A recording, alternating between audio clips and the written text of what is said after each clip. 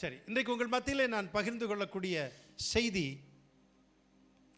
2 நாளாகமம் புஸ்தகம் 7ஆம் அதிகாரத்திலிருந்து சில காரியங்களை உங்கள் மத்தியிலே பகிர்ந்து கொள்ளுகிறேன். 2 நாளாகமம் 7ஆம் அதிகாரம். முதலாவது நீங்கள் கவனிங்க, இந்த 2 நாளாகமம் 7ஆம் அதிகாரத்திற்கு மேலே ஒரு தலைப்பு உண்டு. அது நம்முடைய தமிழ் பைபிளில் இல்லை. ஆனால் வேற சில மொழிபெயர்ப்பில் அல்லது சில வேறு தமிழ் பைபிள் தலைப்பு கொடுக்கப்பட்டிருக்கும். பொதுவாக ஆங்கில வேதாகமத்தில் தலைப்பு கொடுக்கப்பட்டிருக்கும். ஆங்கில வேதாகமத்திற்கு அது என்ன தலைப்பு கொடுக்கப்பட்டிருக்குன்னா, the dedication of the temple, ஆலயத்தினுடைய பிரதிஷ்டை இல்லை, the dedication of the temple. வேற ஒரு மொழிபெயர்ப்பில் என்ன சொல்லப்பட்டிருக்குன்னா, திருக்கோவிலின் அர்ப்பணம். இன்னொரு தமிழ் பைபிளில் கர்த்தருடைய தேவாலயம் அர்ப்பணிப்பு அப்படின்னு போட்டிருக்கு. அப்போது தேவாலயம் டெடிகேஷன் பண்ணுறது, பிரதிஷ்டை பண்ணுகிறது.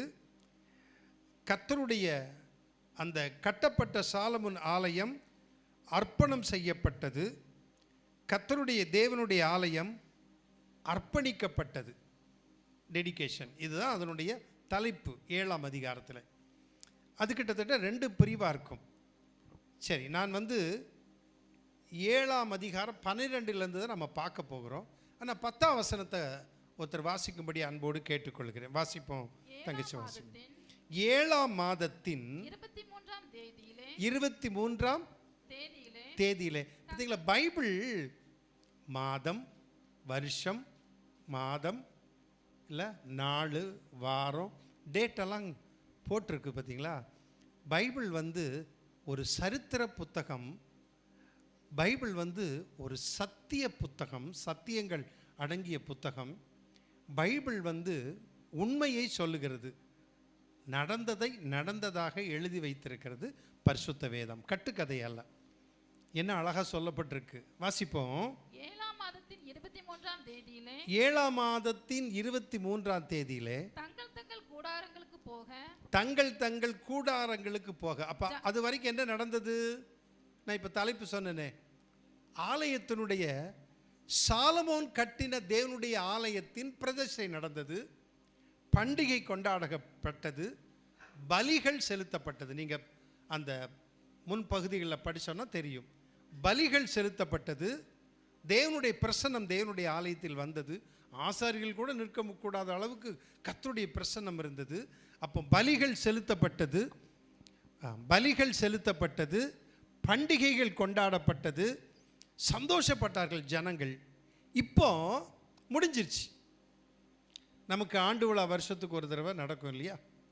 முடிஞ்ச பிறகு நம்ம எப்படி போவோம்? சிலர் கொஞ்சம் சங்கடத்தை போகலாம், தம்பி ரொம்ப சிரிக்கிற அப்படி இல்லை. சில சந்தோஷத்தோடு, பொதுவாக நம்ம சந்தோஷத்தோடு போவோம் இல்லை? நமக்கு ஒரு சந்தோஷம், எப்படியோ சந்தோஷத்தோடு போவோம் இல்லை?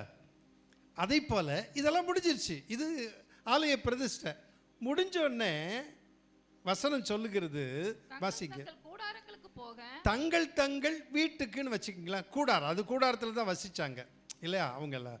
சரி, தங்கள் கூடாரங்களுக்கு போக ஜனங்களுக்கு விடை கொடுத்தான். சரி, நீங்கள் போகலாம். பலிகள் செலுத்தப்பட்டுருச்சு, பண்டிகையில் கொண்டாடப்பட்டது, ஆண்டவரை நம்ம எல்லாம் ஆராதிச்சிட்டோம், ரைட். இப்போ நீங்கள் என்ன பண்ணலாம்? உங்களுடைய சொந்த இடங்களுக்கு, வீட்டுக்கு, தங்கள் கூடாரத்துக்கு போகலான்னு விடை கொடுத்தார். கர்த்தர் தாவீதுக்கும் சாலமோனுக்கும் தமது ஜனமாகிய இஸ்ரவேலுக்கு. பாருங்க, ஆண்டுடைய வசனத்தில் சொல்லப்பட்டிருக்குது, கர்த்தர் யாருக்குங்க? தாவீதுக்கும் சாலமோனுக்கும். தாவீதின் மகனாகிய சாலமோன், ஆலயத்தை கட்டினது யாரு? சாலமோன். சாலமோனுக்கும் தமது ஜனமாகிய இஸ்ரவேலுக்கும். பாருங்க, தாவீது ராஜா, அவனுடைய மகன் சாலமோன், அவருடைய ஜனங்கள், கர்த்தருடைய ஜனங்கள் யார்? இஸ்ரவேல். இப்ப கர்த்தருடைய ஜனங்கள் யார்? இஸ்ரவேல் மட்டுமல்ல, அதை காட்டிலும் முன்னுரிமை கர்த்தராகிய இயேசு கிறிஸ்துவை ஏற்றுக்கொண்ட உங்களுக்கும் எனக்கும் அவருடைய ஜனங்கள் என்ற உரிமை கொடுக்கப்பட்டிருக்கிறது. உரிமையை நாம் பெற்றிருக்கிறோம். இப்போ இந்த வசனம் சொல்லுகிறது, தாவீதுக்கும் சாலமோனுக்கும் தமது ஜனமாகிய இஸ்ரவேலுக்கும் செய்த நன்மைக்காக கவனிங்களா, என்னங்க செய்த நன்மைக்காக. எங்க ஆண்டவர் நமக்கு என்ன செஞ்சிருக்காரு? என்ன செஞ்சிருக்கார்? நன்மை செஞ்சிருக்கார். வசனம் சொல்லுகிறது, தாவீதுக்கும் சாலமோனுக்கும் அவருடைய ஜனமாகிய இஸ்ரவேலுக்கும் செய்த நன்மைக்காக. அப்ப ஆண்டவர் என்ன செய்திருக்கிறார்? நன்மை செய்திருக்கார். நல்லா தெரிஞ்சுக்குங்க, நமக்கு ஒரு நாளும் கர்த்தர் தீமை செய்ய மாட்டார், நன்மை தான் செய்வார். ஆண்டவர் தீமை செய்யவே மாட்டார், நம்ம தான் அவருக்கு தீமை செய்வோம். என்னை பொறுத்தவரை அவர் எனக்கு தீமை செய்வார்னு சொல்ல முடியாது. கஷ்டங்கள் வரலாம், துயரங்கள் வரலாம், ஆனால் அவர் நமக்கு என்ன செய்ய மாட்டார்? தீமை செய்ய மாட்டார். சரி, நன்மை செய்த படியால், அப்படிதானே? அவர் செய்த நன்மைக்காக சந்தோஷமும். சரி, அவர் செய்த நன்மைக்காக என்னவா? சந்தோஷமும் மனம் மகிழ்ச்சியுமாய் போனார்களாம். ரெண்டு வார்த்தை, சந்தோஷமும் மன மகிழ்ச்சியும். நான் கொஞ்சம் வேதத்தை ஆராய்ந்து பார்க்கிறேன் அல்லவா. உடனே என்ன பண்ணேன், என்ன சந்தோஷம் மகிழ்ச்சி, மன மகிழ்ச்சி தானே போட்டிருக்கு தங்கச்சி?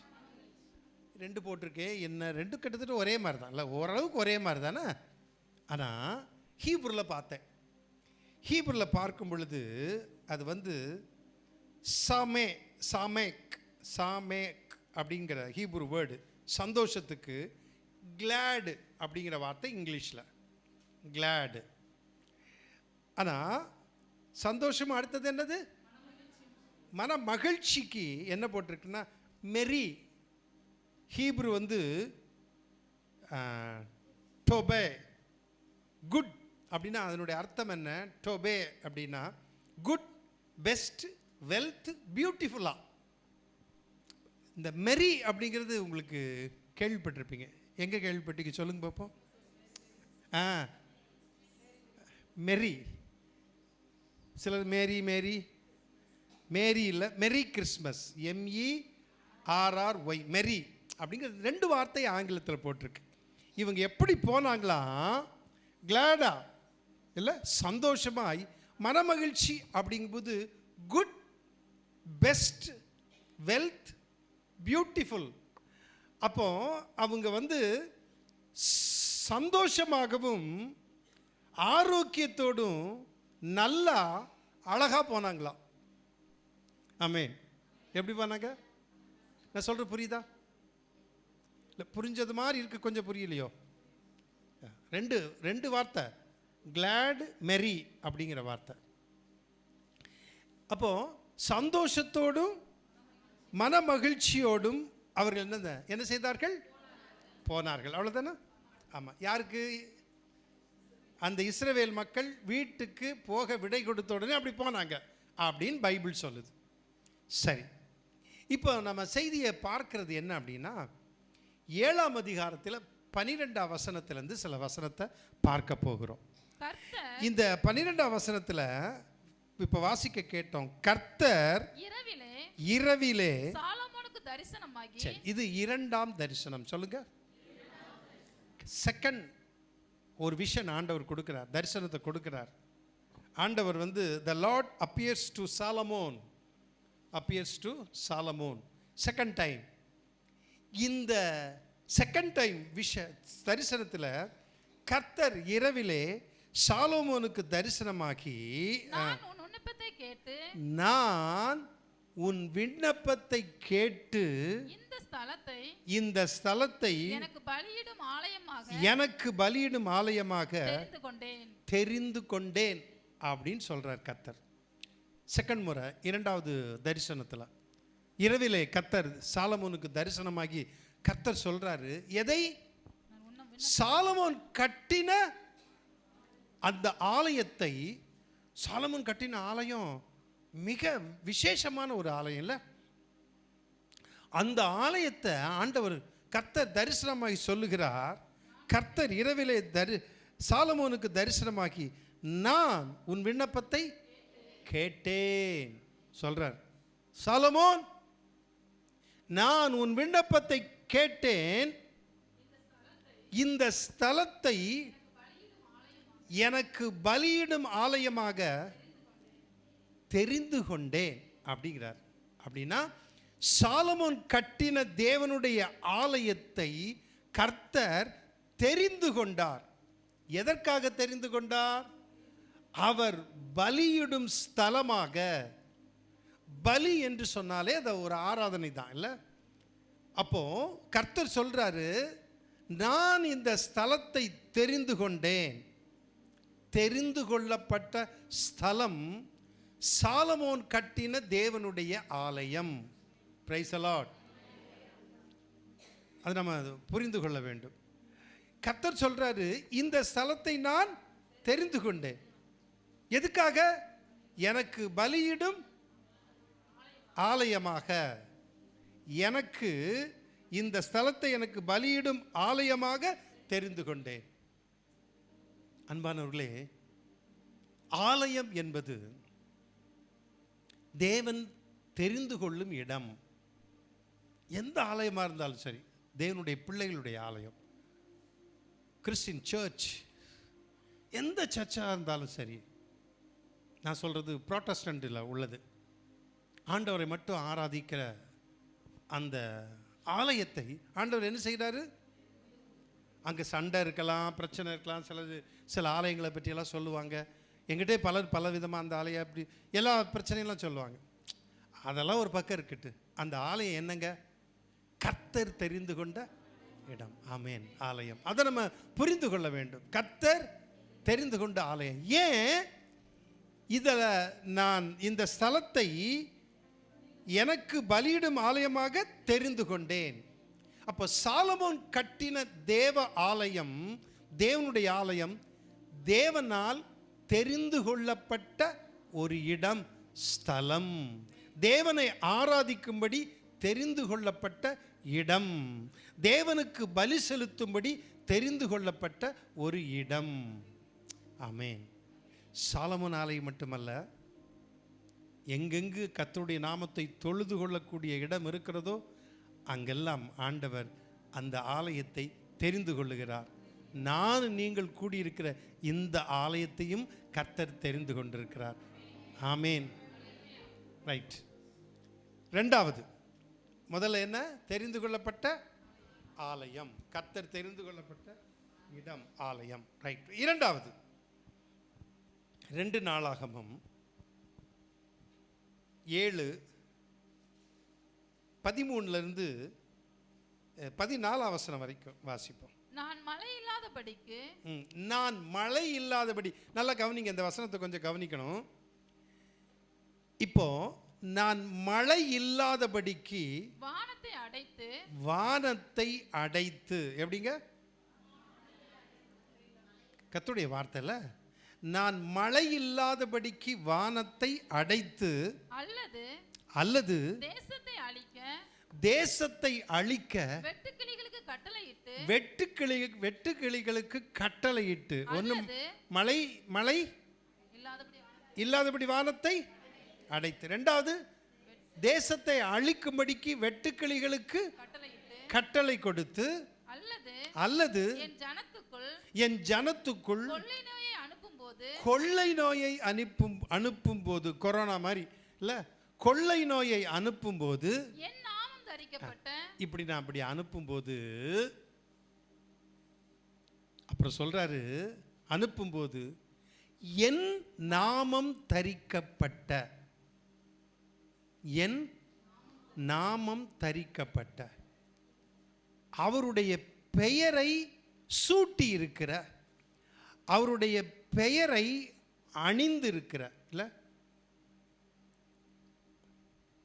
என் நாமம் தரிக்கப்பட்ட, இல்ல அப்படின்னா என் நாமத்தை சூட்டி இருக்கிற நான், நீங்க அவருடைய நாமத்தில் அதையே நாமத்தையே தரித்து இருக்கிற, என் நாமம் தரிக்கப்பட்ட, என் நாமத்தை ஏற்றுக்கொண்ட, என் நாமத்துக்கு உட்பட்டவர்கள், என் ஜனங்கள், அப்படிப்பட்ட என் ஜனங்கள் தங்களை தாழ்த்தி, தங்களை என்ன செய்யுது? தாழ்த்தி. எப்போ?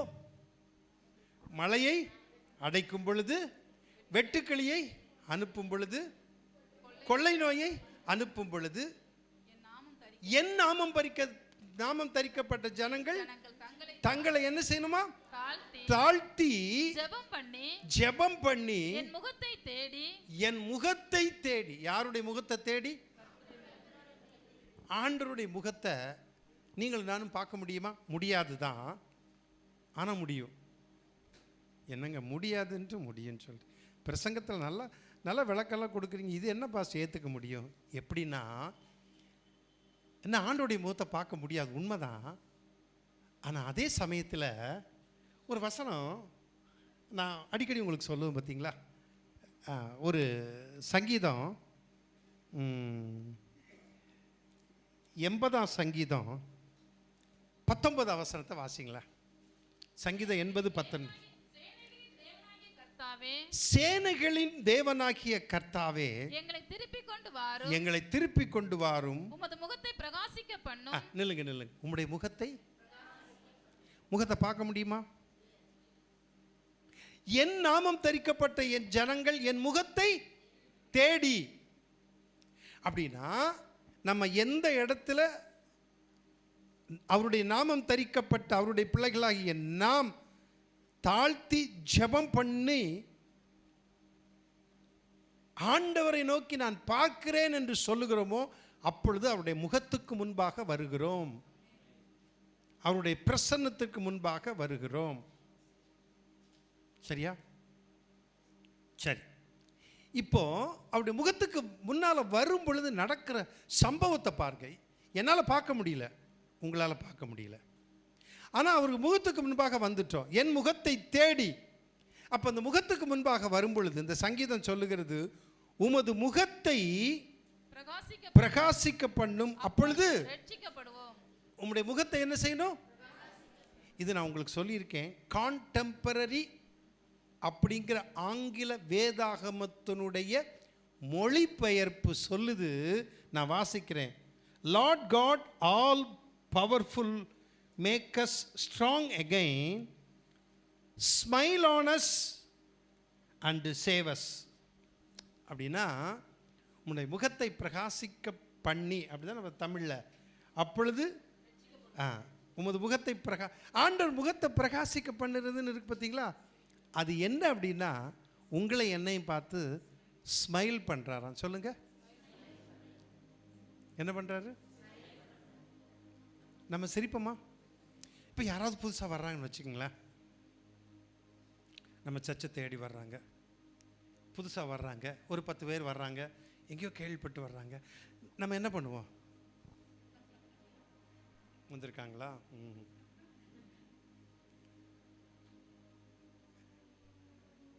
அதுக்கு இந்த ஸ்கூலில் படிக்கிற பிள்ளைகள் பசங்க ஒரு வார்த்தை சொல்லுங்க, லுக்கு விடுறதுன்னு. அப்படி ஒரு மாதிரி, அது கூட பரவாயில்ல. அந்த முறைச்ச லுக்கு இருக்கும் பார்த்தீங்களா, முறைப்பு இருக்கும் பார்த்தீங்களா, ஸ்மைலிங் இருக்காது. ஒருத்தரை பார்த்து நீங்கள் சிரிச்சு பாருங்கள். நான் சில இடத்துக்குள்ள ஊழியர்களுக்கு போகும்போது கொஞ்சம் தூரம் அப்படி நடந்து போவோம் பார்த்தீங்களா, நடந்து போகும்போது சைடில் சில வீட்டை பார்த்து சிரிப்பேன். இப்படி அவங்களும் சிரிப்பாங்க. நல்லா இருக்கீங்களா? நல்லா இருக்கு. காப்பி சாப்பிட்டு போகலாங்கம்பாங்க. காப்பி இருக்காது, அது வேற, கொடுக்க மாட்டாங்க. ஆனால் என்ன சொல்லுவாங்க? வாங்க காப்பி சாப்பிட்டு போகலான்னு கூப்பிட்டுருக்காங்களா இல்லையா? இந்த கோயம்புத்தூர் பழக்கம் எவ்வளோ நல்லது தெரியுமா? எங்கள் அம்மா ஊர் பக்கமெல்லாம் ஒரு பைக் சொல்ல மாட்டோம், ஒருத்தர் சொல்ல மாட்டோம். காப்பி சாப்பிட்டு சொல்லுங்க பார்க்க, நீங்கள் போய் பார்த்துட்டு வாங்க பார்க்கலாம், முடியாது. ஆனால் இங்கே ஏனுங்கோ வாங்கோ வாங்கோ போங்க, ரொம்ப அழகு, மரியாதை பார்த்தீங்களா? என்ன அப்படின்னா அந்த ஊரெல்லாம் என்ன அப்படிம்பாங்க. ஒரு தடவை என்ன இப்படி பேசுகிறாங்க அவங்க, அப்புறம் அவங்க சொன்ன நான் பேசுகிறதே இப்படித்தான், எங்கள் ஊர் பழக்கம் தப்பாக நினச்சிடாதீங்கன்னு சொன்னாங்க. ஆனால் இங்கே கோயம்புத்தூரில் ஏனுங்கோ வாங்கோ உட்காருங்கோ தண்ணி குடிங்கோ. என்ன அழகான வார்த்தை தெரியுமா? அந்த மரியாதையில் கலந்துருக்குல்ல. நமக்கு அந்த எனக்கு கொஞ்சம் வரமாட்டேங்குது அது. இது வாங்க அப்படி தான் சொல்லுவேன். ஆனால் அது இது நல்லா இருக்குதா இல்லையா சொல்லுங்கள் பார்ப்போம். பார்த்தீங்களா, அதிகமான ஆதரவு அதான். கோயம்புத்தூர் தான் நல்லா இருக்குது. உண்மை, அருமையான டிஸ்ட்ரிக்ட் தெரியுமா கோயம்புத்தூர். இப்போ நம்ம ஒருத்தரை பார்த்தோன்னே சிரித்த உடனே காப்பி சாப்பிட வாங்க, எனக்கு வாங்க. திரும்ப 2வது தடவை போகும்போது என்ன பண்ணுவாங்க? சிரிப்பாங்க. நான் சிரிப்பதற்கு ஒரு காரணம் உண்டு. அப்புறம் என்ன பண்ண தெரியுமா? 3வது தடவை போகும்போது பக்கத்தில் போய் பேசுவேன். பாருங்கள், இந்த ஆண்டவராக இயேசு கிறிஸ்து உங்களை காப்பாற்றுவாருங்க அப்படின்னு சொல்லுவேன். இன்னைக்கு காலையில் ஒரு அம்மா மாடை பிடிச்சிட்டு வந்தாங்க எங்கள் வீட்டுக்கு முன்னால். என்னமோ ஒரு மாடுன்னு சொல்லிட்டு காசு கேட்டாங்க. சத்தமாக இயேசுநாதர் உண்மையான தெய்வம், அவரை கும்பிடுங்க நல்லா ஆண்டவரை பற்றி சொல்லிவிட்டு, பாவம் அந்த அம்மா தண்ணியாவது கொடுங்க என்னங்க. நான் காசு கொடுத்தேன். இங்கே பாரு, போக போக சொன்னேன், ஆண்டவர் நம்பக்கூடாது, உன்னை காப்பாற்றுற தெய்வம் சரிகோ போயிடுச்சு அந்த அம்மா. கவனிங்க, நம்மளை வச்சிருக்கிறதே ஆண்டவர், எது உயிரோடு வச்சிருக்கிறதே என்னை அதுக்கு தான். நம்ம உதவி செய்யவும் ஆண்டவருடைய அன்பை தெரிவிக்கும். இப்போ ஆண்டவருடைய முகத்தை தேடும்போது என்னவா, போன உடனே ஸ்மைல் ஆனஸ், ஆங்கிலத்தில் சொல்லப்பட்டிருக்கு ஸ்மைல் ஆனஸ். எந்த இங்கிலீஷ் பைபிள்? கான்டெம்பரரி வெர்சன் அப்படின்னு ஒரு பைபிள் நான் வச்சிருக்கேன். ஆண்டவர் நம்மை பார்த்து என்ன செய்கிறாராம்? ஸ்மைல் பண்ணுறாராம், அப்படியே புன்முறுவல். அப்போ கர்த்தர் ஒரு நாள் முறைச்சி பார்க்க மாட்டார்ல. முறைச்சி பார்த்து எந்திரிச்சு ஓடிடுவோம்ல. ஆண்டவர் ஏதாவது கையில் பயங்கரமாக ஆயுதம் வச்சிருக்காரா? ஒழுங்கால போட்டு தள்ளிடுவேண்டா அப்படின்னா ஒரு பயம் இருக்க முடியாது. ஆனால் அப்படி இல்லை. ஆண்டவர் நம்ம போய் அவருடைய முகத்தை தேடி போகும்பொழுது அவருடைய முகத்தின் ஒளி அப்படிங்கிறது என்ன தெரியுமா? அந்த ஸ்மைல். சொல்லுங்க. அப்போ ஜெபம் பண்ணும் பொழுது ஆண்டவர் உங்களை பார்த்து என்ன செய்கிறாரு? புன்முறுவல் செய்கிறார். சொல்லுங்க. அதான் இந்த சங்கீதம், மறந்துடாதீங்க, குறித்து வச்சுங்க. சங்கீதம் 80:19. அதுக்கு தான் இந்த வசனம் சொன்னேன். ஏற்கனவே சொல்லியிருக்கேன், ஆனாலும் நீங்கள் மறந்து விடுவீர்கள். நல்லது, பரவாயில்ல, ஞாபகம் வைத்துக்குங்க. ரைட். அவருடைய முகத்தை தேடி கவனிங்க. தங்கள் பொல்லாத வழிகளை விட்டு திரும்பினால், தங்களுடைய பொல்லாத வழிகளை விட்டு திரும்பினால், அப்பொழுது பரலோகத்தில் இருக்கிற நான் கேட்டு, பரலோகத்தில் இருக்கிற நான் கேட்டு. அதாவது பொல்லாத வழியை விட்டு நம்ம என்ன செய்யணுமா? திரும்பணும். இல்லை, மனுஷன் அவர் நாமம் தரிக்கப்பட்டவங்க தான் நம்ம. ஆனால் எதை விட்டு திரும்பணுமா? பொல்லாத வழியை விட்டு. எனக்கு எது பொல்லாத வழியா ஆகாத வழியா இருக்கோ அதை விட்டு நான் திரும்பணுங்க. நான் திரும்பினேன். திரும்பி அப்பொழுது பரலோகத்தில் இருக்கிற நான், அப்படி திரும்பும்போது அப்பொழுது பரலோகத்தில் இருக்கிற நான் கேட்டு அவர்கள் பாவத்தை மன்னித்து. எப்படி? எப்போ? பொல்லாத வழி விட்டு. யாரு? நானு. சொல்லுங்க. நல்ல வேலை நீங்க தானே எல்லாம் காட்டாம அவங்க சொல்றேன். நான் திரும்பும்போது என் பாவத்தை மன்னித்து அவர்களுடைய தேசத்துக்கு அவர்கள் தேசத்துக்கு சேமத்தை கொடுப்பேன். அப்படின்னா இஸ்ரவேல் தேசத்துக்கு. ரைட், உண்மை. இப்போ நம்ம தேசத்துக்கு சேமம் அப்படிங்கிற வார்த்தை போட்டிருக்கு இல்லையா? அது என்னன்னா, அண்டு ஹீல் தயர் லேண்டு. அந்த தேசத்திற்கு என்ன? சுகத்தை கொடுப்பேங்கிறார். And heal their land. இன்னொரு தமிழ் மொழிபெயர்ப்பு என்ன சொல்லுதுன்னா, அவர்கள் நாட்டுக்கு நலன் அளிப்பேன். எப்படிங்க? நலன் அளிப்பேன். அதான் சேமம். நல்ல சேமமாக இருக்கணும் அப்படின்னா நலன் அளிப்பேன், சுகமாக இருக்க பண்ணுவேன், அவருடைய தேசத்துக்கு சுகம் கொடுப்பேன்.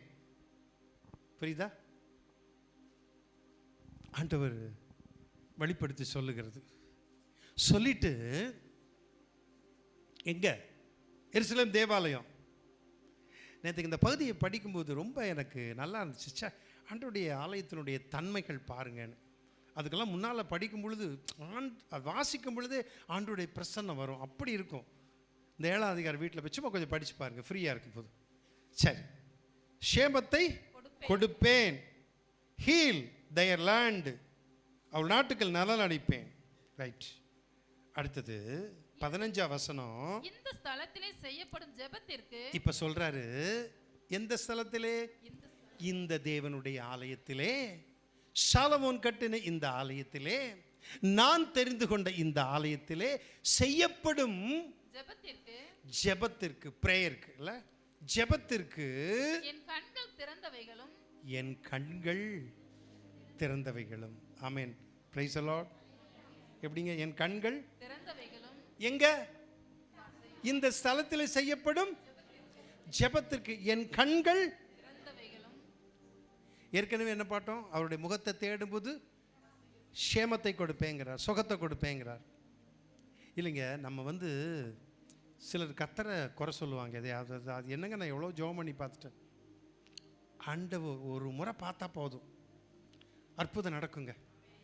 நான் அடிக்கடி சொல்லல, ஒரு பார்வை சொல்லுங்க, ஒரு தொடுதல், ஒரு வார்த்தை. ஒரு பார்வை, ஒரு தொடுதல், ஒரு வார்த்தை. இதாங்க அற்புதம் நடக்குங்க. ஆமென். எத்தனை அற்புதம், எத்தனை அற்புதம். நமக்கே தெரியாது, ஜெபம் பண்ண பிறகு சொல்லுவாங்க. ஒரு ஃபேமிலி ப்ரேயருக்கு வந்தாங்க, வரலன்னு நினைக்கிறேன். வர்றேன் நாங்கள் சர்ச்சுக்கு, எங்கள் வீட்டுக்கு வந்தாங்க. அன்றைக்கி வரல போல் இருக்கு, வர்றேன் அப்படின்னு சொல்லிட்டு போனாங்க. வீட்டுக்கு பாவம் பிரச்சனைன்னு சொல்லி ஜெபம் பண்ணிட்டு போனாங்க.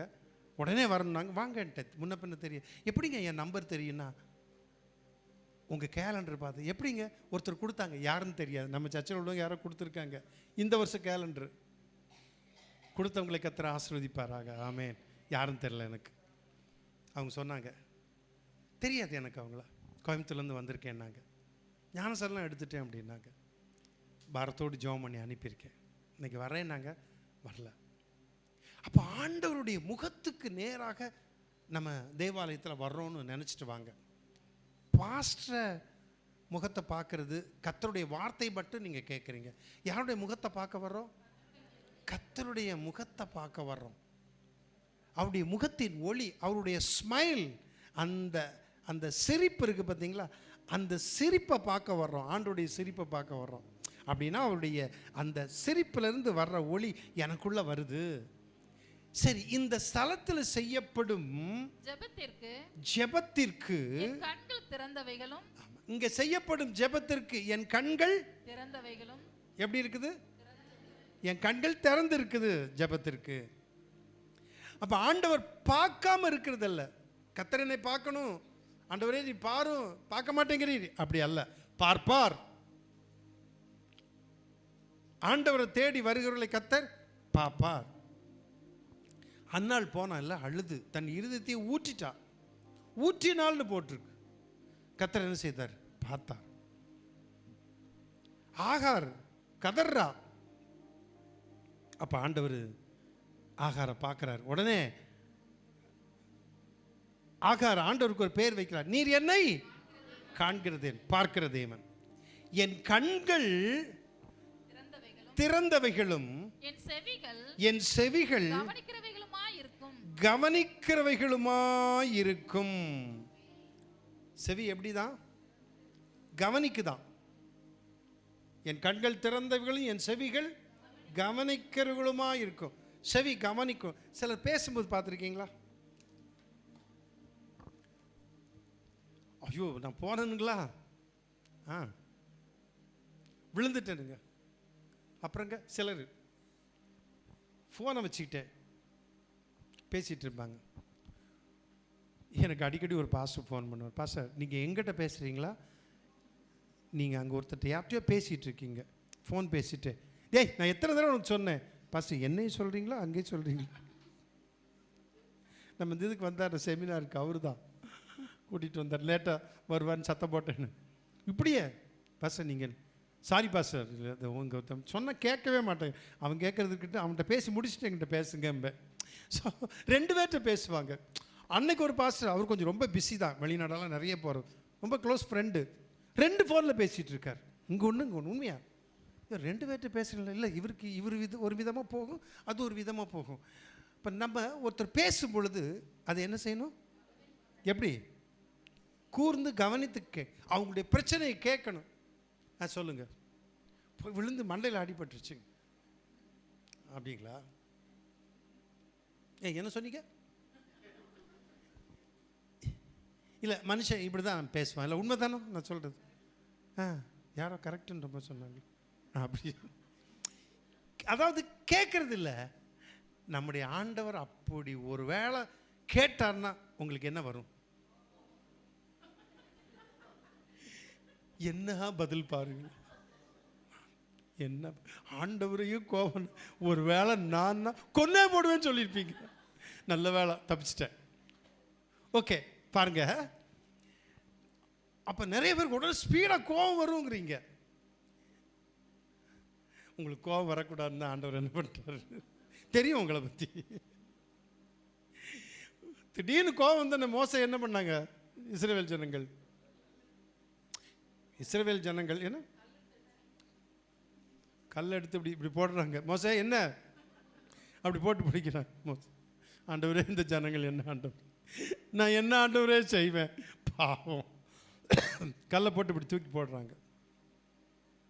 கவனிச்சு பாருங்க, கோழி அடித்த கல் மாதிரி இருக்கும்.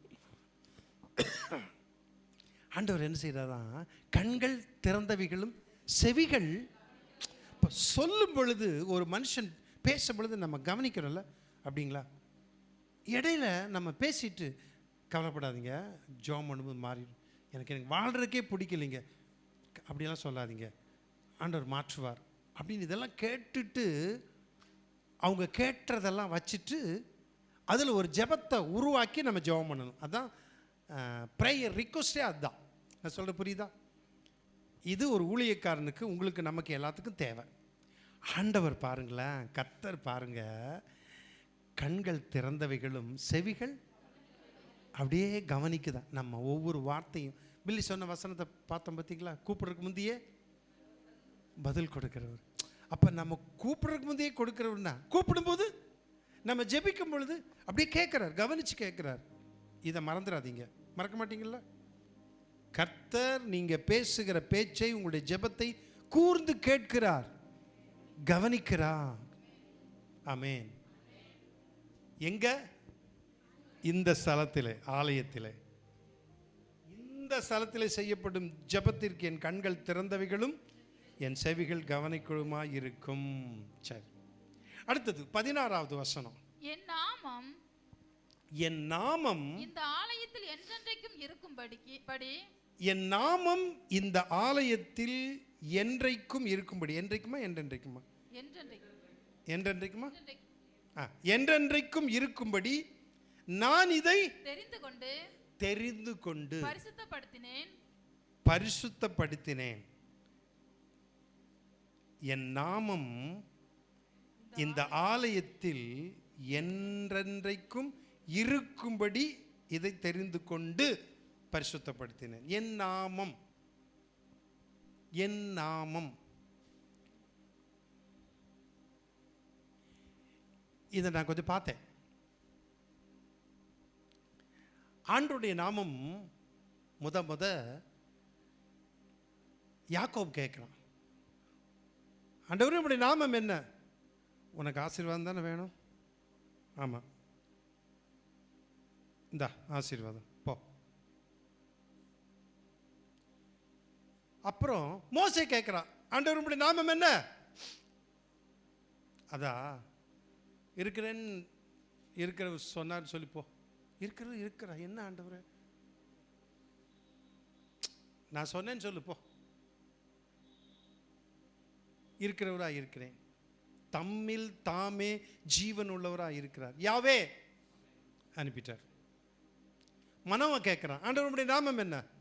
அதுவா, அது அதிசயம். கிங் ஜேம்ஸ் வெர்ஷன்ல சீக்ரெட், NIV-ல நியூ இன்டர்நேஷனல் வெர்ஷன்ல பியாண்ட் அண்டர்ஸ்டாண்டிங், புரிந்து கொள்ளுதலுக்கு அப்பாற்பட்ட ஒரு பெயர் அவருடைய நாமம். பா, என்ன நாமம்ல அப்படின்னு சொல்றார். உங்களுக்கு ஏற்கனவே நிறைய முறை சொல்லியிருக்கேன். சரி, இங்கே என் நாமம் இந்த ஆலயத்தில் என்றென்றைக்கும் இருக்கும்படி. என் நாமம், கவனிங்க, எந்த நாமம் சொல்லலை. நம்மள ஒரு நாமம் சொல்ல முடியுமா? யாவே, உண்மைதான், அது மறுக்க முடியாது. பட் என் நாமம் தான் போட்டிருக்கு. இப்போ நீங்கள் கவனிங்க, எங்கள் ஆசிரியர் சொன்னது. அதாவது எருசலேம் தேவாலயம் கட்டப்பட்ட இடம் என்ன அப்படின்னா, கெதரோன் பள்ளத்தாக்கு, சென்ட்ரல் வேலி நடுவில், அடுத்தது ஹின்னோம் பள்ளத்தாக்கு, அப்படி 3 பள்ளத்தாக்கு. கவனிங்க, 3 பள்ளத்தாக்கு. இந்த 3 பள்ளத்தாக்கும் எப்படி இருக்குன்னா, ஃப்ளைட்டில் போகும்போது இஸ்ரேலில் பார்க்கும் பொழுது ஹீப்ரு லெட்டரில் ஷீன் அப்படிங்கிற லெட்டர் மாதிரி இருக்கும். ஷீன் தெரியுமா? ஷீன் ஒரு சிலர் படித்ததுக்கு தெரியுமா? ஷீன் எப்படி இருக்கும் தெரியுமா? குத்து விளக்கு மாதிரி இருக்கும், 3 பிரிவாக இருக்கும். ஷீன். பில்லி இதை போட முடியுமா பில்லி? ஷீன் லெட்டர் இல்லையா? முடிச்சா போடுவாங்க. பில்லி போடுவா அப்படி. ஷீன் லெட்டர், அதாவது ஆலஃப், பேத், கிமல், டாலத்துன்னு இந்த ஹீப்ரு லெட்டர்ஸில் கடைசி லெட்டரில் ரேஷ், ஷீன், டவ் அப்படின்னு முடியும். இந்த 3 லெட்டரில் ஷீன் அப்படிங்கிறது கடைசி லெட்டருக்கு முந்தின லெட்டர் எழுத்து, டவ்வுக்கு முந்தின லெட்டர் அப்படின்னா 21வது லெட்டரில். மொத்தம் 22 லெட்டர் ஹீப்ரு லெட்டரில். கவனிங்க, இந்த ஷீன்கிற எழுத்து எப்படி இருக்குதோ அந்த ஷீன்கிற லெட்டர் இருக்கிற மாதிரியே இந்த பள்ளத்தாக்கு அப்படி 3 பிரிவாக ஷீன் லெட்டர் மாதிரியே இருக்கும். நான் சொல்கிறது புரியுதா உங்களுக்கு? இல்லை, அதாவது எபிரேய எழுத்து ஷீன்கிற எழுத்து 21வது லெட்டர் எப்படி இருக்குமோ அதே மாதிரி இந்த 3 பள்ளத்தாக்கும் அப்படி மேலே இருந்து அப்படி பார்க்கும் பொழுது, அதை எங்களுக்கு அந்த ஃபோட்டோவையே எங்களுக்கு கொடுத்தாங்க, காட்டினாங்க டாக்டர் கால்கோக்கு. எங்கே வச்சேன்னு தெரில, பட் அது எங்கேயோ இருக்கும். இதுதான் ஷீன் லெட்டர். புரியுதா? தெரியுதா எல்லாருக்கும்? ஷீன் இது எப்படி 3 பிரிவாக இருக்குது பார்த்தீங்களா? 3 பிரிவாக இருக்குது பார்த்தீங்களா? அப்போது கவனிங்க, ஒன்று ஃபஸ்ட்டு எடுத்தோட இருக்குது பார்த்தீங்களா, அது கெதரோன் பள்ளத்தாக்கு. கெதரோன் பள்ளத்தாக்கு. 2வது சென்ட்ரல் வேலி நடுவில் உள்ள அந்த பள்ளத்தாக்கு. 3வது ஹின்னோம் பள்ளத்தாக்கு. பள்ளத்தாக்கு 3. நான் சொல்கிற புரியுது இல்லையா? அந்த அப்படி அந்த இடத்துல இந்த நடுவில் இருக்கிறது தான் அந்த. அதுக்கு மேலே இஸ்ரவேலில் மலை மேலே எருசலேம் தேவாலயம் கட்டப்பட்டிருக்கிறது. ஆமேன். ஷீன்கிற லெட்டர் வந்து கர்த்தருடைய நாமத்திற்கு ஒரு அடையாளமாக இருக்கு. கர்த்தருடைய நாமத்துக்கு நான் ஒன்று சொல்கிறேன். எல் சொல்லுங்க, ஷடாய். எல் ஷடாய். எல்னா தேவன், ஷடாய் அப்படின்னா பிரஸ்டட் ஒன், தாயை போன்ற மார்புடையவர், அல்லது ஆல்மைட்டி, எல்லா தேவைகளையும் கொடுக்கிறவர். ஷடாய். ஷடாய் என்பது அவருடைய நாமம். எல் ஷடாய். அந்த ஷடாய்ங்கிறதுக்கு ஃபர்ஸ்ட் லெட்டர் ஷீன். நான் சொல்றது புரியுதா? ஆமேன். புரியுதுல்ல? ரைட். ஷடாய். இப்போ அந்த தேவாலயம் கட்டப்பட்டிருக்கிறது அந்த அந்த அந்த அப்படியே அந்த 3 பள்ளத்தாக்குக்கு மேலே, மலை மேலே எருசலேம் தேவாலயம் கட்டப்பட்டிருக்கிறது. அப்படியே அங்கேருந்து பார்த்தா அந்த 3 பள்ளத்தாக்கினுடைய இது அப்படி பார்க்கும்போது ஷீன் லெட்டர் மாதிரியே இருக்குமா? புரியுதா நான் சொல்கிறது? உண்மையானது சொல்கிறேன். அப்படியே இருக்குமா அந்த ஷீன்கள் லெட்டர் மாதிரியே. இது ஒரு கர்த்தருடைய நாமத்திற்கு நாமத்தை குறிக்கிறது. எது? இந்த ஷீன்கிற லெட்டர். எல் ஷடாய்.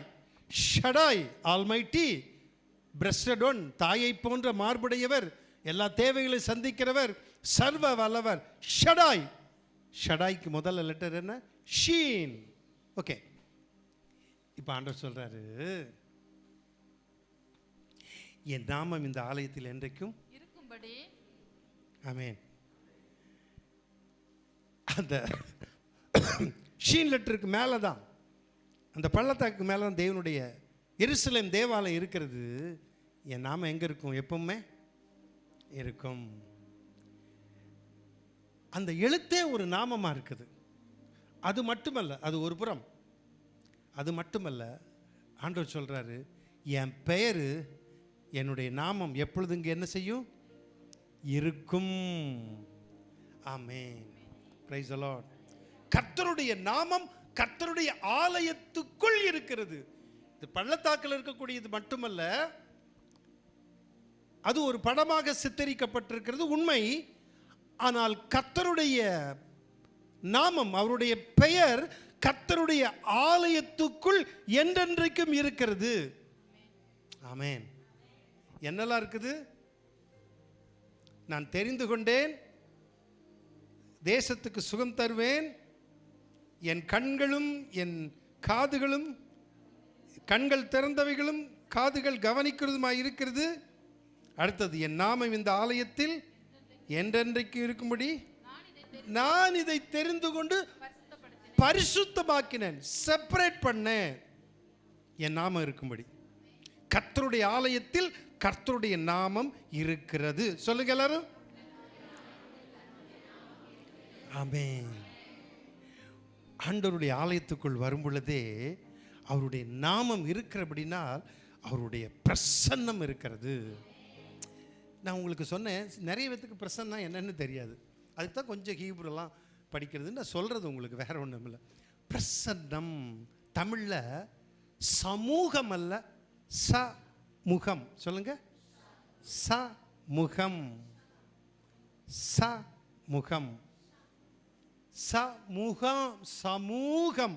மூவல்ல, சமுகம். அப்படின்னா கர்த்தருடைய சமுகம்னா அவருடைய முகம்னு அர்த்தம்.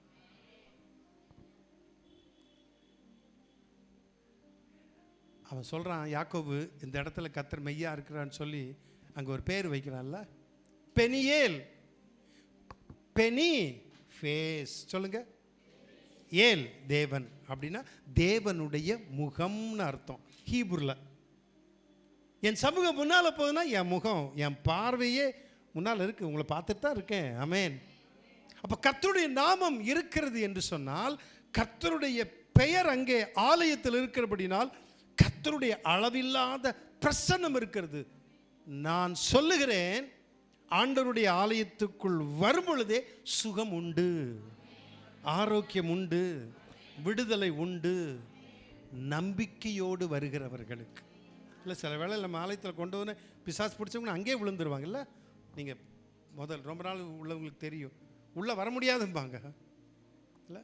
எவ்வளோ ஆண்டோடைய பிரசன்னம். காணிக்கப்பட்டியில் போடும்போது காணிக்கப்பட்டி போகாமல், இந்த காணிக்கப்பட்டியில் ஆண்டோடைய பிரசன்னம் இருக்குன்னு நினச்சாதீங்க. பிசாசு போகிறத தள்ளி கொண்டு போனான். நீங்கள் அது ஒரு காணிக்கப்பட்டி, அது தொட்டு கும்பிடலாம் நினச்சிடாதீங்க. இது சாதாரண பெட்டி, தீமோத்தை செஞ்சது. கவனிக்க. அப்போ ஆண்டவருடைய சமூகம் தேவனுடைய ஆலயத்தில் இருக்கிறது. ஆண்டவருடைய நாமம் அவருடைய ஆலயத்தில் இருக்கிறது. நான் தெரிந்து கொண்டு பரிசுத்தப்படுத்தினேன். என் கண்களும் என் இருதயமும் என்னாலும் இங்கே இருக்கும். இல்ல எங்க? தேவனுடைய ஆலயத்தில், எருசலேம் தேவாலயத்தில், சாலமோன் கட்டின தேவாலயத்தில்.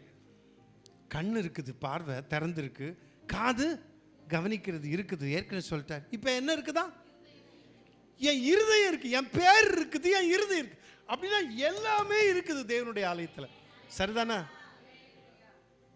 யோசிச்சு பாருங்க. நான் இந்த பிரசங்கத்தை எடுக்கும் பொழுது எனக்கு முதல்ல பிரசங்கம் பண்ணேன். நீங்கள் எப்படி நினைக்கிறீங்களோ தெரியல. என் இருதயம் எங்கே இருக்குதான்? அந்த காலத்தில் லெட்டர் எழுதுவாங்க தெரியுமா? கடிதம் தான் இருக்குதானே. இந்த காலத்தில் ஃபோன் எடு, டக் டக் டக் போயிடுச்சு. அந்த காலத்தில் எங்கள் அம்மா வாசலில் நின்றுட்டே இருப்பாங்க. எதுக்கு தெரியுமா? லெட்டர் பதில் வரணும். பிள்ளைகள்கிட்டலாம் அந்த பதில் வரணும்னு. தவால்காரரே லெட்டர் அம்மா இன்னைக்கு இல்லைம்மா, இல்லையான்ட்டு போயிடுவாங்க. அடுத்த நாள் இருக்குது அப்படின்னா உடனே சந்தோஷமாக போவாங்க. வாங்கி படிச்சுட்டு திரும்ப படிப்பாங்க. அந்த கடிதம் அவ்வளோ முக்கியம் வாய்ந்தது இல்லை. இப்போ தான் கையில் எல்லாமே இருக்குது இல்லை. எல்லாம் முந்தி போய் ஃபோன் பண்ணுறதுக்கு வரிசையில் நிற்கணும். ₹1 போட்டெல்லாம் ஃபோன் பண்ணியிருக்கோம்ல. இப்போ எல்லாமே கைக்குள்ளே வந்துருச்சு. ஆண்டவர் சொல்கிறாரு, இப்போ அந்த லெட்டர் எழுதும்போது நான் எதுக்கு சொன்னேன், அந்த லெட்டர் எழுதும்போது சொல்லுவாங்க, என் உடல் தான் இங்கே. உடல் தான் யாரும் இல்லைன்னா லெட்டர் அப்படி எழுதுனது சொன்ன படிச்சு வந்தது என்னுடைய அனுபவத்தை சொல்கிறேன். உங்களுக்கு எத்தனை பேர் தெரியுமோ தெரியும். என் உடல் இங்கே, என் உயிர் அங்கே. எங்கே? பரலோகத்தில் இல்லை. உடல் இங்கே, உயிர் அங்கே. நான் இங்கே இருந்தால் என் இருதயம் அங்கே. பழைய காலத்து லெட்டர் நான் சொல்றேன்.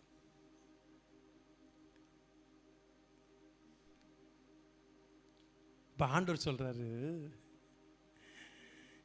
என் உடல் எல்லாமே இங்கே தான் இருக்குது. உங்களுக்காக நான் என்னையும் கொடுத்துட்டேன். எல்லாம் என்ன சொல்கிறேன், என் இருதயம். சரி, கொஞ்சம் நினச்சி பார்க்குறீங்களா ஆண்டவரை? இது எருசலேம் தேவாலயத்தை குறித்து ஆண்டவர் சொல்லிட்டு வர்றாரு. ஆனால் கொஞ்சம் யோசிச்சு பாருங்களேன், எல்லாமே உங்களுக்காக இங்கே தான் இருக்குது. நான் இங்கே தான் இருக்கிறேன். அதனால் நீங்கள் சர்ச்சுக்கு வரும் பொழுது ஒரு வாரம் விட்டு ஒரு வாரம், அல்லது 2 வாரத்துக்கு ஒரு வாரம், 2 வாரத்துக்கு ஒரு முறை தவறாமல் சர்ச்சுக்கு என்ன செய்யணும்? அப்படியா? ஏனுங்கோ வார வாரம் வரணுங்கோ. கவனிங்க, இப்போ ஆண்டவர் எல்லாமே இங்கே தேவாலயத்தில் இருக்குது அப்படின்னு நான் இங்கே தான் இருக்கிறேங்கிறார். சரிதானா? ஆனால் நம்ம ஆண்டவருக்கு லெட்டர் எழுதுவோம், நான் வீட்டில் இருந்தாலும் என் இருதயம் அங்கே தான் ஆண்டவரே இருக்கிறது. நான் வீட்டில் இருந்தாலும் எனக்கு மனசு சரியில்லை, ஜெபம் பண்ணுறேன், என் ஆவி அங்கே இருக்கிறது, அங்கே உட்கார்ந்து இருக்கிறது. இல்லை, ஆண்டவருக்கே லெட்டர் எழுதுறோம். இந்த ஆண்டவருக்கே அட்வைஸ் பண்ணுறவங்க நிறைய பேர் இருப்பாங்க தெரியுமா? ஆண்டவர் கொஞ்சம் இப்படி பண்ணால் நல்லா இருக்கும்னு நினைக்கிறேன், கொஞ்சம் அதை திருத்திக்கிட்டால் நல்லாயிருக்கும் அப்படிங்கிற ஆட்கள் விசுவாசி வளர்ந்துட்டாங்க. ஆண்டவர் பார்த்தாரு, நீ என்ன சொன்னாலும் கேட்குறேன் சொல்கிறாங்கிறாரு. வேறு வழி இல்லை. ஓகே, இப்போ ஆண்டவர் சொல்கிறாரு, என் இருதயம் என்ன செய்யுது? எப்பொழுதும் என்னாலும் இங்கே இருக்கிறது. சரி, என் நாமம் இந்த ஆலயத்தில் என்றென்றைக்கும் நான் இதை தெரிந்து கொண்டேன், பரிசுத்தப்படுத்தினேன். அடுத்தது, என் கண்களும் என் இருதயம் என்னாலும் இங்கே இருக்கும். அப்படிதானே? இருக்கும். அப்படின்னா கர்த்தர் இருக்கிறார். இப்போ நான் முடிக்கிறேன். இப்போ முடிச்சா நீங்கள் சந்தோஷமாக போவீங்க. ஏன்னா முகம் கலகலப்பாக இருக்கு. இன்னும் கொஞ்ச நேரம் இழுத்தேன்னு வைங்களேன், பாவம் நீங்கள் படுற பாடு கஷ்டம். நீங்கள் அப்புறம் சொல்லுவீங்க, என் உடல் தாங்க இருக்கிறது, என் இருதயம் வீட்டில் குழம்பை சரியாக மூடாமல் வந்தேன் பாஸ்டர், உங்களுக்கு அது தெரியுமா அப்படிம்பீங்க. ஸோ அதனால் நான் முடிச்சிடுறேன், பயப்படாதீங்க. சரி, அப்போ ஆண்டவர் தேவனுடைய ஆலயத்தில் டோட்டலாக மொத்தமாக சொல்லணும் அப்படின்னா, கர்த்தர் தேவனுடைய ஆலயத்தில் இருக்கிறார். நானும் நீங்களும் ஆராதிக்கிற இந்த சபையிலே, இந்த ஆலயத்திலே ஆண்டவர் கர்த்தர் இன்னும் சொன்னார், உயிர்த்தெழுந்த இரட்சகராக இயேசு கிறிஸ்து நம் மத்தியிலே உலாவிக் கொண்டிருக்கிறார். 7 பொன் குத்து விளக்கு மத்தியிலே, விளக்குகளின் மத்தியிலே பொற்கச்சை கட்டினவராக, இல்லை மனுஷகுமாரனுக்கு ஒப்பான ஒருவர் உலாவிக் கொண்டு வந்தார் என்று சொல்லி பார்க்கிறோம். அந்த 7 பொன் குத்து விளக்கு எது? அதுதான் சபை என்று வெளிப்படுத்தும் விசேஷத்தில் பார்க்கிறோம். அப்போ சபையிலே கர்த்தர் உலாவுகிறவராக இருக்கிறார். கர்த்தர் இருக்கிறார், கர்த்தருடைய பிரசன்னம் இருக்கிறது, நம்முடைய ஜெபத்தை கூர்ந்து கவனிக்கிறார், அவருடைய கண்கள் திறந்திருக்கிறது, அவருடைய முகம், அவருடைய முகத்தின் ஒளி நம்மேல் வீசுகிறது, நம்மை பார்த்து சர்ச்சில் பார்த்து ஸ்மைல் பண்ணுறாரு. நம்மளும் கர்த்தரை பார்த்து என்ன பண்ணணும்? ஆண்டவருடைய இருதயம் என்னால் என்ன செய்கிறது? இங்கே இருக்கிறது. அப்படின்னா கர்த்தர் இங்கே இருக்கிறார், கர்த்தருடைய பிரசன்னம் இருக்கிறது. அவர் உங்களை ஆசீர்வதிப்பார். அதான் ஆரோனிக் பிளெஸிங். கர்த்தர் உன்னை ஆசீர்வதித்து உன்னை காக்க கடவர். கர்த்தர் தம்முடைய முகத்தை உன்மேல் பிரகாசிக்க பண்ணி உன்மேல் கிருபையா இருக்க கடவர். கர்த்தர் தம்முடைய முகத்தை உன்மேல் பிரசன்னமாக்கி உனக்கு சமாதானம் கட்டளையிட கடவர். காரணம், கர்த்தர் இங்கே இருக்கிறார். அந்த ஆசீர்வாதம் என்றென்றைக்கும் உங்களோடு கூட இருப்பதாக என்று சொல்லி நான் வாழ்த்தி ஆசீர்வதித்து என்னுடைய செய்தியை நிறைவு செய்கிறேன். ஆமேன். Praise the Lord. எல்லா கரங்களை தட்டி கர்த்தரை மகிமைப்படுத்துவோமா?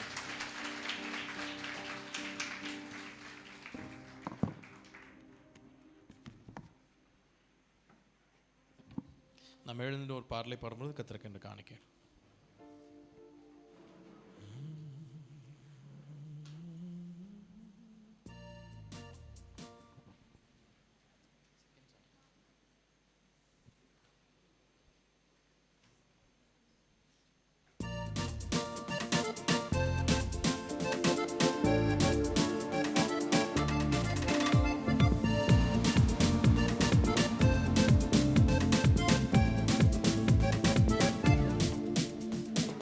பள்ளத்தாக்கில் நடக்கும்போது என்னை காண்பவரே, தாகத்தாலே கதரும் போது என்னை கேட்பவரே.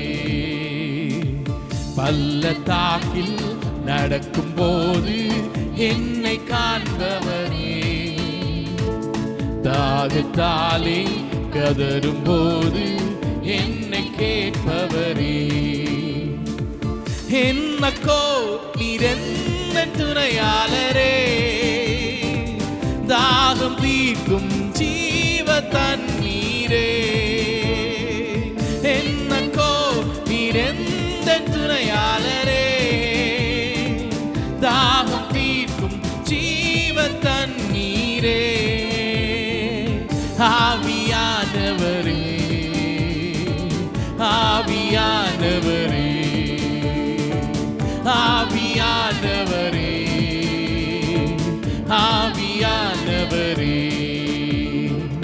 இருள் நிறைந்த பள்ளத்தாக்கில் நடக்க நேர்ந்தாலும் கலங்க மாட்டேன், திகைக்க மாட்டேன், நீர் என்னோடு உண்டு. இருள் நிறைந்த பள்ளத்தாக்கில் நடக்க நேர்ந்தாலும் கலங்க மாட்டேன், திகைக்க மாட்டேன், நீர் என்னோடுண்டு. வார்த்தையாலே தேற்றுவீர், சமூகத்தாலே நடத்துவீர். வார்த்தையாலே தேற்றுவீர், சமூகத்தாலே நடத்துவீர். என்னக்கோ நீர் எந்த துணையாளரே, தாகம் தீர்க்கும் ஜீவ தண்ணீரே. என்னக்கோ நீர் எந்த துணையாளரே, தாகம் தீர்க்கும் ஜீவ தண்ணீரே. ஆவியானவரே, ஆவியானவரே, ஆவியானவரே, ஆவியானவரே. பள்ளத்தாக்கில் நடக்கும்போது என்னை காண்பவரே, தாகத்தாலே கதரும் போது என்னை கேட்பவரே. பள்ளத்தாக்கில் நடக்கும்போது என்னை காண்பவரே, தாகத்தாலே கதரும் போது என்னை கேட்பவரே.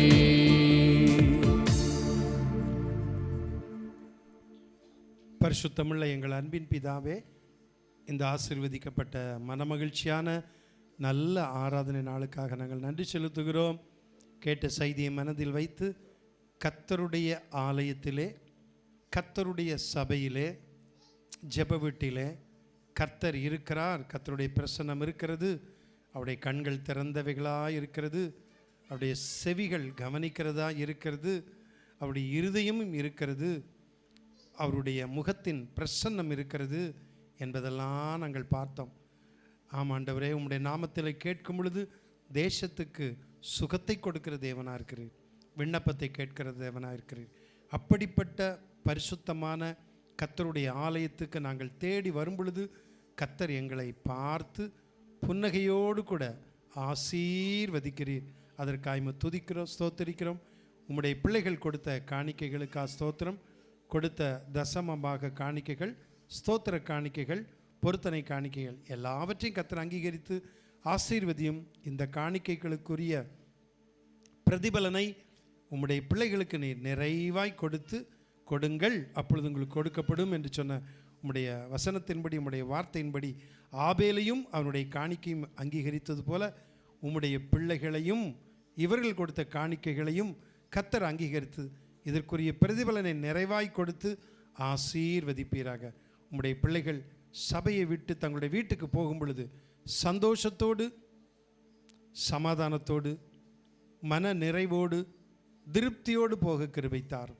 நாங்கள் வசனத்தில் ஆரம்பத்தில் கேட்டோம், மகிழ்ச்சியோடும் சந்தோஷத்தோடும் போனது போல ஆண்டவரே உம்முடைய பிள்ளைகள் அப்படியே மகிழ்ச்சியோடு சந்தோஷத்தோடு தங்களுடைய வீடுகளுக்கு போக கர்த்தர் அனுகிரகம் செய்வீராக.